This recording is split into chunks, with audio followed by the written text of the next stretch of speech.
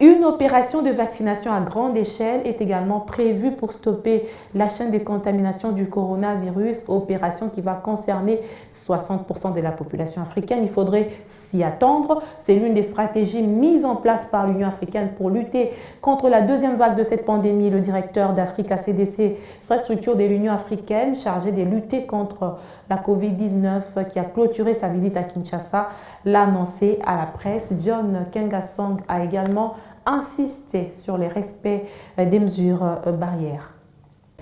Pour contenir la deuxième vague du coronavirus qui pointe à l'horizon sur le continent noir, l'Union africaine, à travers son institution en charge de la riposte, met toutes les batteries en marche.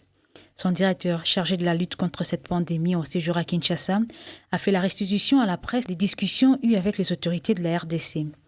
Sur l'état de la riposte, il a présenté le travail effectué en synergie avec le ministère de la Santé et a annoncé le schéma de la vaccination de la population.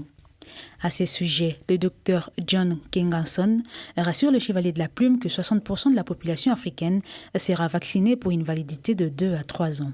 Nous avons une stratégie continentale. Notre stratégie continentale demande à ce que nous aspirons à vacciner 60% de la population pour atteindre ce que nous appelons communément herd immunity, d'ici 2 à 3 ans. Comme vous le savez, il y a des mécanismes de COVAX qui disent qu'ils vont travailler avec les pays africains pour livrer vacciner au moins 20% de la population. Tous les vaccins qui seront utilisés en Afrique, Africa CDC, qui est une institution spécialisée de l'Union africaine, va prononcer. Cette décision de vaccination a reçu l'approbation des chefs d'État africains.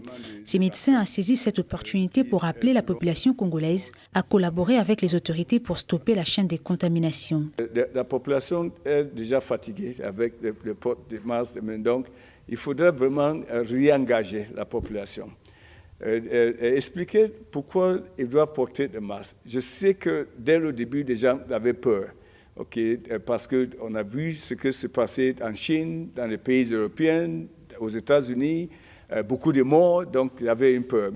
Donc, et surtout, tout ce que nous avons investi pour protéger la population, le confinement, tout ce que on a vu. Donc, tous ces gains-là seront rapidement effacés si la population ne collabore pas. Le directeur de Africa CDC s'est dit satisfait du travail abattu par les autorités congolaises et l'équipe de la riposte.